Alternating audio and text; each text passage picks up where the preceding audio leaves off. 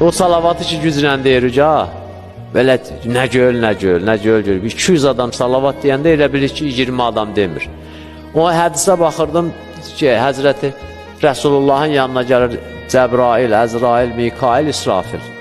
Həzrət Peyğəmbərə gəlirlər, salam məlik eləyirlər, qayıdırlar, gedirlər, deyirlər, ya Rəsulallah, sən ümmətin barəsində bir dənə söz deyək, sevinərsən inşallah bu sözə. Deyir ki, bax, sənin ümmətin ki, bir dənə salavat zikr eləyir, sənin əhli böyütü özüvə, bizim boynumuza, dördümüzün də boynuna vəzifə gəlir. Bir dənə biz salavat zikr eləyəndə Mikail də borclu olur bizə, Cəbrail də borclu olur, Əzrail də, İsrafil də. İndi mən hamısı yadıma düşsə deyərəm, yadıma düşməsə inşallah gələn dəfə bir şey verərsiniz, tapıb gətirirəm inşallah, Allah qoysa. Məsələn,